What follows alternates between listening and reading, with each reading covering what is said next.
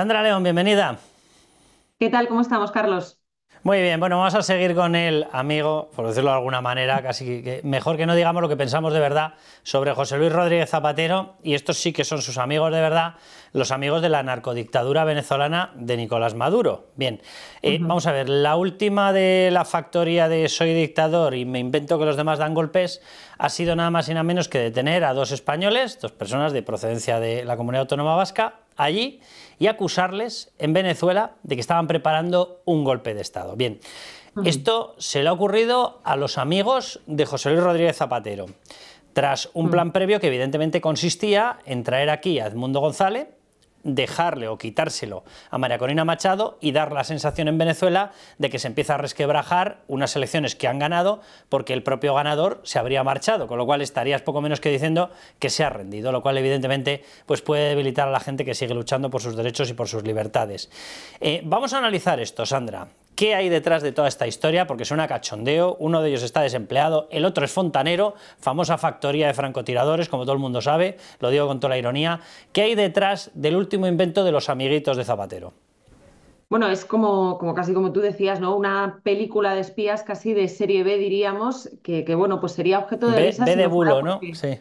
sí, porque desgraciadamente los protagonistas son dos españoles a los que inicialmente, según nos dicen, y ahora si quieres, pues detallamos un poco cómo ha sido todo el proceso, se nos dice que les detienen inicialmente por sospechas de contrabando y les terminan acusando nada menos que de trabajar para el CNI y de conspirar para asesinar a Nicolás Maduro, a su vicepresidenta Delcy Rodríguez y a una alcaldesa chavista que yo a estas alturas de la película sigo sin saber muy bien qué pinta en esta historia esta alcaldesa chavista, ¿no? Pero efectivamente, bueno, pues eso es lo que nos han contado.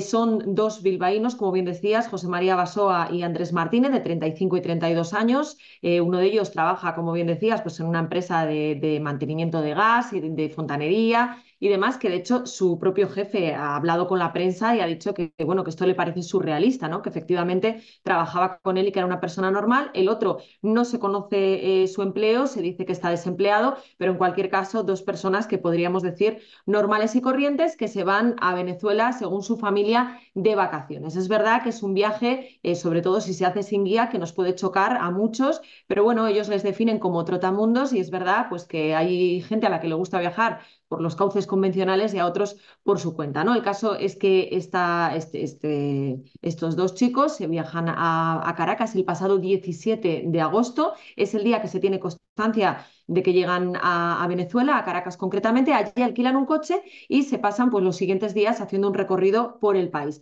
¿Qué sucede? Que el día 31 hacen una incursión a Colombia de 2 días. Se van a Inírida, que es una localidad de unos 20.000 habitantes que está en Colombia, muy cerca de la frontera con Venezuela, porque allí hay un sitio muy turístico que son los cerros de Miracure. Allí, pues al parecer a la gente a la que le gusta la naturaleza y la ornitología, pues es un sitio muy conocido y muy famoso, ¿no? Pasan allí 2 días y en principio se supone que ya se iban a volver a Venezuela el día 2 y es ahí donde la familia les pierde la pista. La última conexión del móvil la ven ese mismo día 2 de septiembre, insistimos, sobre las 8:30 de la mañana. Entonces ese día 2 de septiembre la familia lógicamente pues empezará a sospechar que algo no va bien. No sabemos si va ese día a la policía a poner una denuncia, pero en caso de que así fuera, pues presumiblemente lo que le dirían sería que bueno, que son dos personas adultas que tienen un billete de vuelta el día 8 de septiembre y que por tanto pues habría que esperar a comprobar si regresan o no a España antes de poner una denuncia. Eso es exactamente lo que hacen,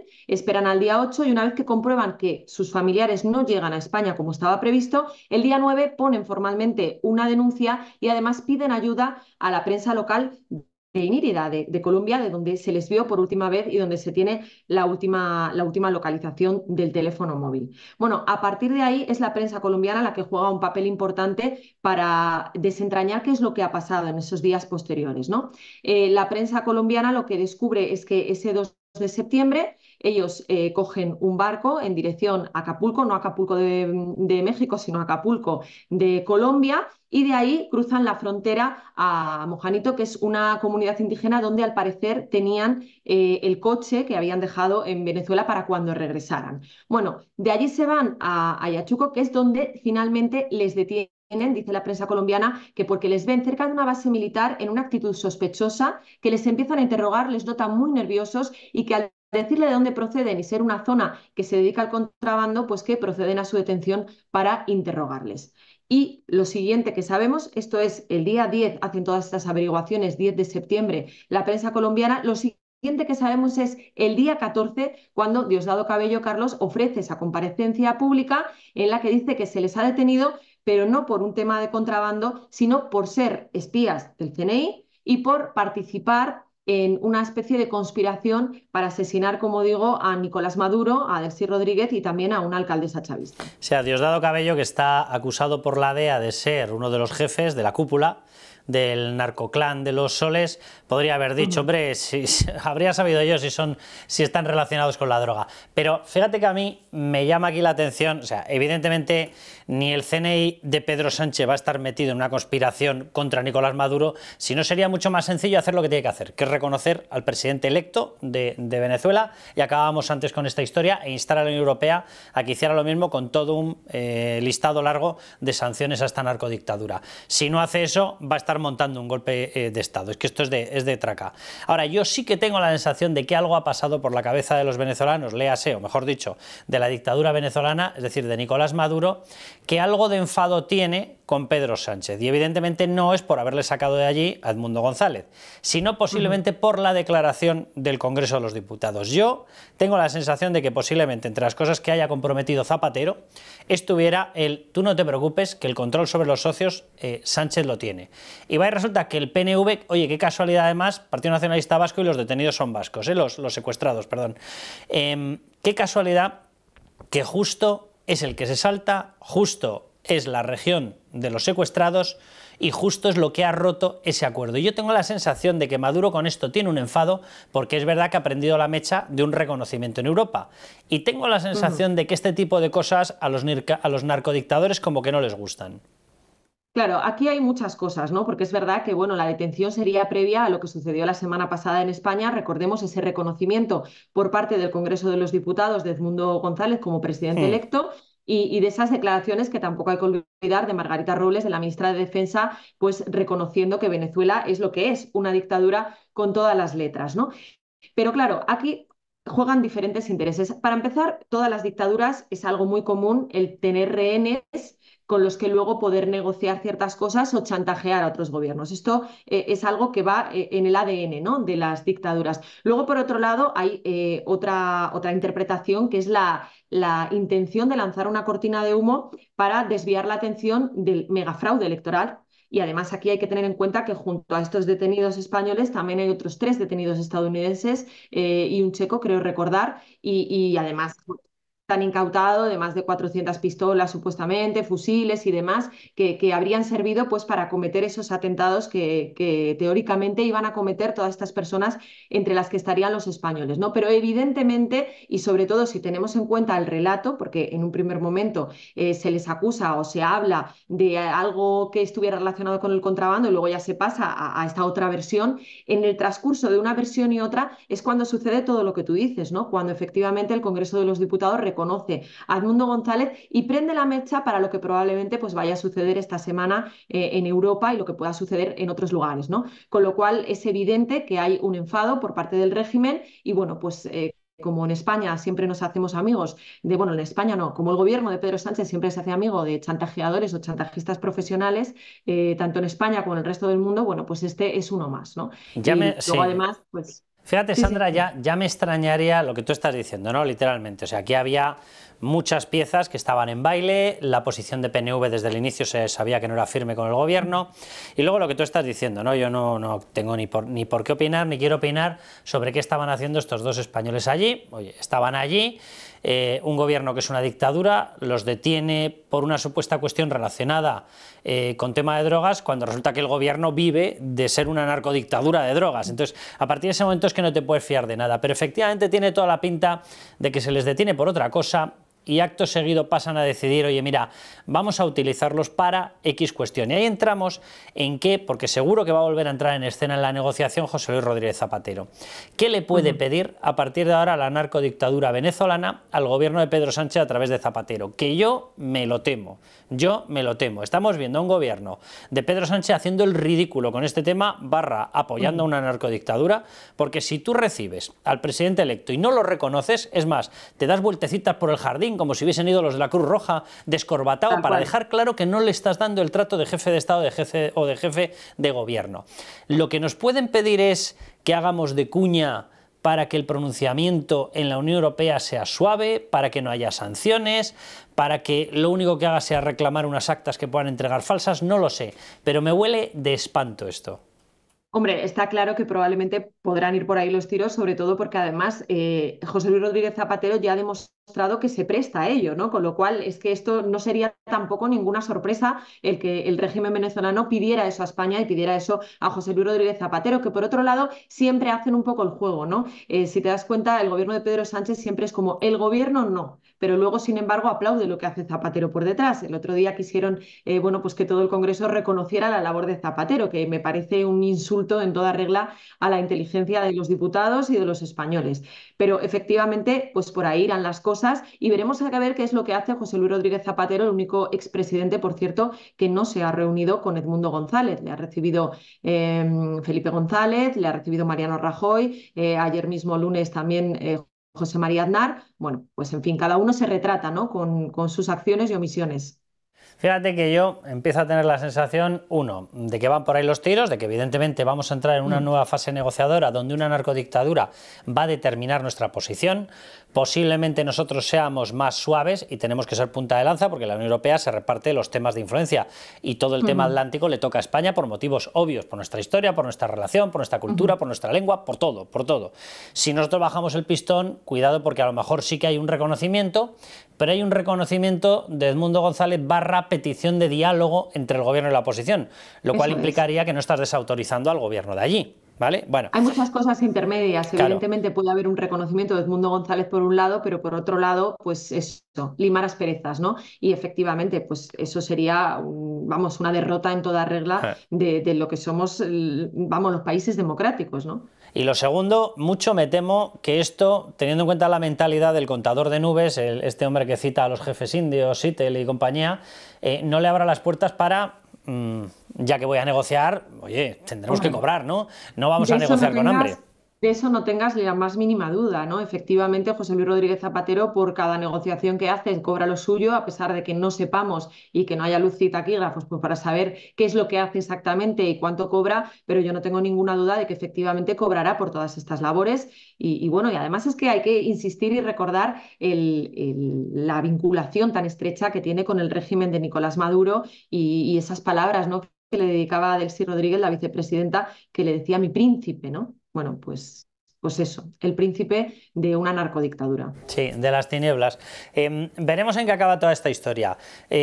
Si vemos que aparece en escena un tal Moratinos, no ahora, a lo mejor dentro de 2 meses, de 5 meses, aparece y hace un negocio de consultoría allí para X empresas, para X bancos, para X energéticas, en territorio venezolano, a lo mejor empezamos a encontrar la respuesta a qué ha pasado.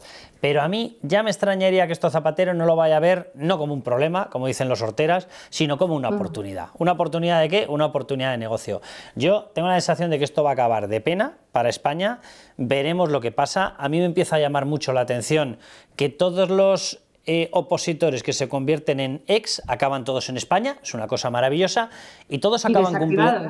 Exacto, esa es la clave, y todos acaban cumpliendo un extraño pacto por el que nunca jamás vuelven a hablar ni a movilizarse desde España. Es una cosa curiosa, oye. Siempre se dice que José Luis Rodríguez Zapatero en sus negociaciones para traer a España a exiliados lo que impone es la ley del silencio, ¿no? Y al final, pues eso es lo que pasa, que pasan a un segundo plano y al final llega un momento en el que desgraciadamente nadie se acuerda de ellos y bueno, pues volvemos otra vez a ver qué es lo que pasa. Aquí hay que decir además que en toda esta historia hay bueno, una desautorización absoluta del gobierno de España, porque hay una cosa que no hemos comentado, Carlos, y es que el gobierno de Pedro Sánchez se entera de la detención de estos 2 españoles en el mismo momento en el que Diosdado Cabello hace esa rueda de prensa, bueno, rueda de prensa es decir mucho, esa comparecencia ante los medios, ¿no?